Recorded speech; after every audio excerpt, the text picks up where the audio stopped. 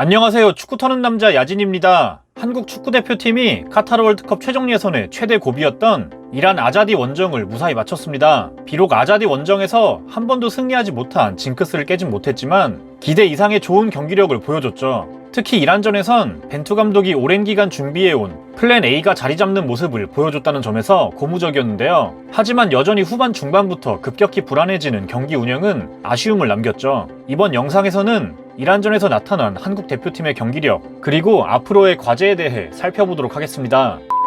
한국은 지난 시리아전과 비교했을 때 단 한 자리의 변화를 줬습니다. 송민규 대신 이재성이 들어온 것인데요. 선수 위치의 변칙적인 기용을 가져갔던 시리아전과 달리 한국 대표팀이 쓸 수 있는 가장 정석적인 라인업을 들고 나왔습니다. 이재성이 들어가면서 한국은 중원에 힘을 준 모습이었습니다. 정우영, 황인범과 함께 이날 경기에서 가장 중요한 역할을 맡은 위치인데요. 일방적인 경기를 펼치던 이전의 상대들과는 완전히 다른 이란이기 때문에 앞선에 많은 숫자를 투입시키기보다는 중원에서부터 우위를 가져가고자 한 것이죠. 전반전에 이는 매우 효과적이었습니다. 일단 이재성은 공격 시 가장 부지런한 움직임을 가져가는데요. 팀의 숫자 지원이 필요한 곳곳으로 이동합니다. 그 중에서도 특히 이재성은 상대의 라인과 라인 사이의 공간을 끊임없이 누비고 다니는데요. 이곳은 사사이의 수비 형태를 만드는 이란의 대형을 무너뜨리기 위해서 가장 중요한 위치이기도 했죠.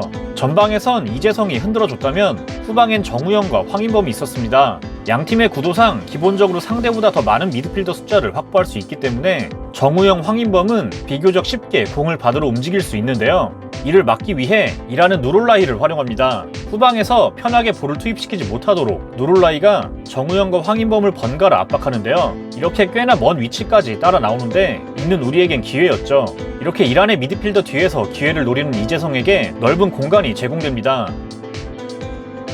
이 덕분에 상대가 라인을 끌어올린 후반전엔 선제골을 돕는 어시스트까지 이어졌죠. 이란의 미드필더가 따라 나온 공간은 측면의 손흥민 혹은 황희찬이 활용할 수도 있습니다. 중앙 공간을 적극 활용하는 한국의 측면 자원 덕분에 이란이 갖고 있는 중원에서의 수적 열세는 더욱 눈에 띌 수밖에 없었죠. 측면 공격은 지금까지 해오던 대로 만들어가는 모습이었습니다. 우선 우측면에선 한국이 반복적으로 사용하는 패턴 공격이 나오는데요. 이용과 황희찬이 측면으로 벌려 2대2 플레이를 통해 상대를 끌어낸 뒤 순간적으로 미드필더가 전진하며 하프스페이스 침투를 노립니다. 이는 한국이 보여주는 확실하면서도 효과적인 공격 루트 중 하나죠. 반면 왼쪽 측면에선 풀백이 오버래핑을 자제하는 모습이었는데요.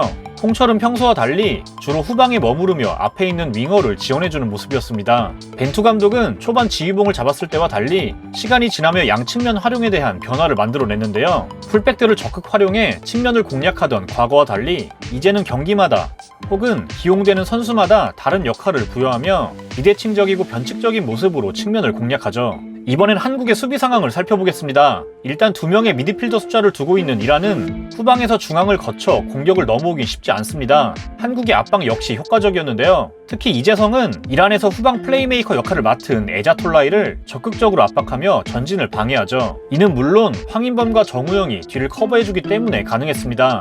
한국이 중원의 힘에선 앞섰지만 이란이 하프라인을 넘어 측면을 공략하면 한국에겐 꽤 골치 아파집니다. 이란 공격의 이날 포인트는 왼쪽 측면이었는데요. 윙어인 아미리를 풀백으로 기용하면서 자한바크시가 왼쪽 측면에 나섰죠. 그리고 투톱 중 한 명인 타레미가 밑으로 내려오고 자한바크시가 안으로 좁히면서 왼쪽 측면에 많은 숫자를 확보합니다. 이란은 이 위치에서 시작되는 위협적인 공격을 몇 차례 만들어냈는데 여기서 빛난 선수가 바로 김민재 그리고 정우영이죠. 일단 우측 후방을 전방위적으로 커버한 김민재는 굳이 언급하지 않아도 될 것 같습니다. 아즈문을 꽁꽁 묶으며 누가 봐도 최고의 활약을 펼쳤죠. 여기에 더해 정우영의 공도 빼놓을 수 없습니다. 수비에서 중요한 역할을 해냈는데요. 이란이 빠르게 공격으로 넘어올 때 갖고 있는 패턴 중 하나는 아즈문이 침투하며 수비를 자신에게 유도하고 오히려 그때 생기는 공간으로 타레미 혹은 자한바크시가 들어오며 찬스를 만들어낸다는 것입니다. 정우영은 이런 상황을 잘 인지하고 커버했습니다. 수비 상황에서 적극적으로 커버 플레이에 개입했죠. 오히려 정우영이 앞으로 끌려나가는 상황이 생기면 한국은 위기를 맞기도 했습니다. 후반전에 이란은 이 부분을 놓치지 않았습니다. 이란이 공격에 변화를 주면서 한국의 수비는 불안해집니다. 이라는 누라프칸을 투입하며 아미리를 원래대로 높이 올리는데요. 왼쪽 측면에선 직선적인 공격을 펼치는 대신 이제 중원에 많은 숫자를 확보합니다. 여전히 타레미가 아주문의 밑에서 활동하고 반대쪽으로 이동한 자한바크시도 안쪽으로 이동합니다. 그리고 누롤라이가 적극적으로 전진하는데요. 결과적으로 이렇게 정우영이 위치한 공간 주변으로 여러 선수들이 모여든 것이죠. 4-1-4-1의 대응으로 수비하는 한국 입장에서 가장 부담스러운 위치라고 할 수 있습니다. 이곳으로 공이 투입될 때마다 한국은 위기를 맞습니다. 박스 앞 공간을 통제하는 데 실패한 것이죠. 여기서 아쉬운 건 또다시 벤투 감독의 교체 타이밍인데요. 이란이 누라프칸을 투입하며 변화를 준 후반 60분 이후 줄곧 분위기를 내주며 흐름을 완전히 뺏겼죠. 지난 영상에서도 지적했듯이 후반 중반 이후 미드필더들에게 가해지는 부담이 커질 때 상대에게 흐름을 내주면서 위기를 맞는 패턴이 반복됐는데 이번에도 이 흐름을 끊지 못하면서 결국 동점골까지 허용합니다. 보수적인 교체 카드 활용은 남은 예선 기간 동안 지켜봐야 할 벤투 감독 개인의 숙제라고 할 수 있겠습니다.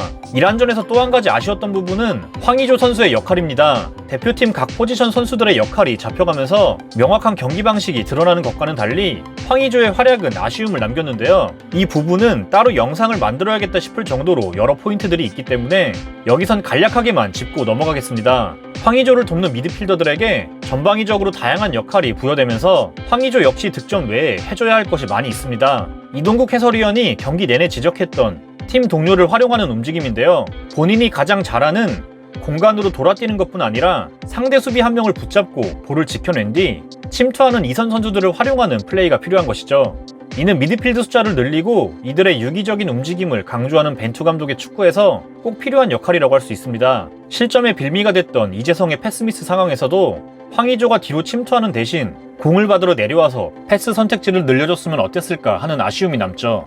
후반 막판 얼마 안 되는 시간 동안 손흥민이 최전방으로 이동했을 때 공격이 더 위협적이었던 건 결코 우연이라고 할 수 없습니다. 손흥민은 전방에서 볼을 뺏기지 않고 지켜낸 뒤 동료의 움직임을 활용해 공격을 이어갔죠. 이 역할을 더 잘해낼 수 있는 다른 선수들의 기용을 생각해 볼 수도 있지만 검증된 골잡이인 황의조를 빼기 쉽지 않은 것도 사실입니다. 황의조를 비롯한 최전방 공격수의 활용법도 앞으로 벤투 감독이 고민해야 할 부분이라고 할 수 있죠. 양팀 모두 수준 높은 경기력을 보여준 이번 맞대결은 벤투 감독이 그리고 있는 그림이 뭔지 그리고 앞으로 어떤 부분을 채워나가야 할지 보다 명확하게 알 수 있었던 경기였습니다. 시청해주셔서 감사합니다.